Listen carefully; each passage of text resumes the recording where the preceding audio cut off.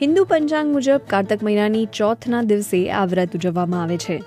આ દિવસે માટીના નાનકડા પાત્ર એટલે કે ઘડો એટલે કે કરવાની પૂજા કરવામાં આવે છે, એટલે તેને કરવા ચોથ તરીકે ઓળખવામાં આવે છે.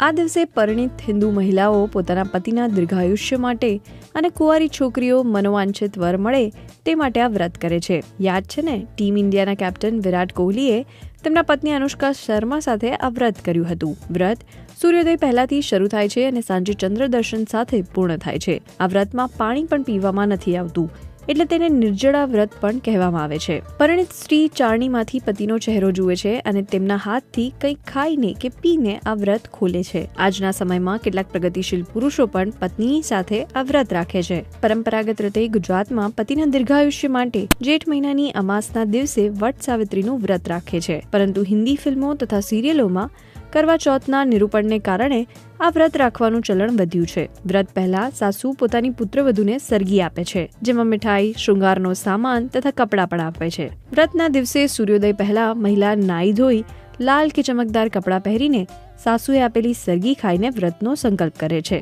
મહિલાઓ કરવાને સજાવે છે અને તેમાં સુહાગ તથા શણગારની ચીજ વસ્તુઓ મૂકે છે. એકબીજાના ઘરે જઈને કરવાની આપ લે કરે છે. જ્ઞાતિ સમાજની પરંપરાને આધારે વ્રત અલગ અલગ રીતે ઉજવાઈ શકે છે. હિન્દુઓમાં પ્રચલિત માન્યતા મુજબ પાંડવોની ઉપર આપત્તિ આવી ત્યારે દ્રૌપદીએ પાર્વતીનું માર્ગદર્શન માંગ્યું, જેમણે આ વ્રત કરવાની સલાહ આપી હતી. આ દિવસે મહિલાઓ ચારણીમાંથી શા માટે પતિનું મુખ જુએ છે? આની પાછળ એક કહાની છે, જે મુજબ વીરવતી નામની રાણી કરવા ચોથના દિવસે પિયર આવી હતી. તેણે આ વ્રત રાખ્યું હતું. સાંજ પડતા ભૂખને કારણે તેની તબિયત કથળવા લાગી. આથી તેના 7 ભાઈઓએ એક યુક્તિ કરી. તેમણે વડના ઝાડ ઉપર દીવો મૂકીને ચાંદો દેખાયો હોવાની વાત કરી. વીરવતી ભરમાઈ ગઈ.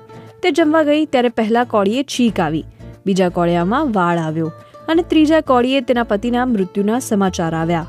વીરવતીએ આખી રાત ભારે વિલાપ કર્યો. પાર્વતી પણ ભારે વિલાપ કરવા લાગી, જેના કારણે દેવી પાર્વતીએ તેના ભાઈઓએ કરેલી યુક્તિની વાત કહી અને તેને ફરીથી કરવા ચોથનું વ્રત કરવાની સલાહ આપી. વીરવતીએ ફરીથી આ વ્રત કર્યું, જેના કારણે યમરાજાએ તેના પતિના પ્રાણ પરત કર્યા. હેલ્થ એક્સપર્ટ્સના મતે આખો દિવસ ભૂખ્યું તરસ્યું રહેવાથી આરોગ્ય ઉપર ખરાબ અસર થઈ શકે છે, જેના કારણે થાક, ચક્કર આવવા, માથું દુખવું, બ્લડ પ્રેશરમાં વધઘટ, મોં સુકાવવું અને ઉલટી જેવી સમસ્યાઓ થઈ શકે છે. ડાયાબિટીસના દર્દીઓનું શુગર લેવલ વધી કે ઘટી શકે છે. જો કે આ વર્ષે કોરોના કાળ પણ ચાલી રહ્યો છે, તો વિશેષ કાળજી રાખો, તહેવાર સેલિબ્રેટ કરો અને આ વિડીયો કેવો લાગ્યો તેના વિશે કમેન્ટ બોક્સમાં જણાવવાનું ભૂલતા નહીં.